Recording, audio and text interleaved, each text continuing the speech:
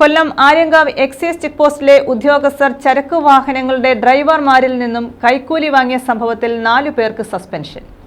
Excise inspector ഉൾപ്പെടെ 4 പേരെയാണ് suspend ചെയ്തത്. ആര്യങ്കാവ് എക്സൈസ് ചെക്ക് പോസ്റ്റിലെത്തുന്ന ചരക്ക് വാഹനങ്ങളുടെ ഡ്രൈവർമാരിൽ നിന്നും എക്സൈസ് ഉദ്യോഗസ്ഥർ കൈക്കൂലി വാങ്ങുന്നതിന്റെ ദൃശ്യം സോഷ്യൽ മീഡിയകളിൽ പ്രചരിപ്പിച്ചതിന്റെ അടിസ്ഥാനത്തിൽ നടത്തിയ വകുപ്പ് തല അന്വേഷണത്തിന് ശേഷമാണ് സസ്പെൻഷൻ.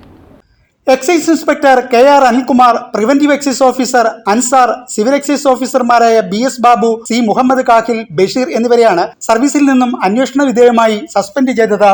എക്സൈസ് ദക്ഷിണ മേഖല joint commissioner PK Sanu, Kollam excise deputy commissioner BA Pradeep എന്നിവരുടെ നേതൃത്വത്തിൽ അന്വേഷണം നടത്തി നൽകിയ റിപ്പോർട്ടിനെ തുടർന്നാണ് 4 പേരെ സസ്പെൻഡ് ചെയ്തത്. ക്രിസ്മസ് ദിവസം രാത്രി 11 മണിയോടെ ആര്യങ്കാവ് ചെക്ക് പോസ്റ്റിലെത്തുന്ന ചരക്ക് വാഹനങ്ങളുടെ ഡ്രൈവർമാരിൽ നിന്നും എക്സൈസ് ഉദ്യോഗസ്ഥർ കൈക്കൂലി വാങ്ങുന്നതിന്റെ ദൃശ്യം സോഷ്യൽ മീഡിയയിൽ പ്രചരിച്ചു.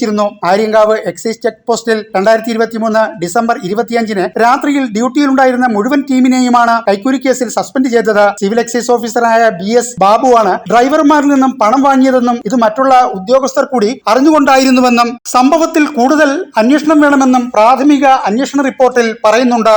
News bureau, Anchal.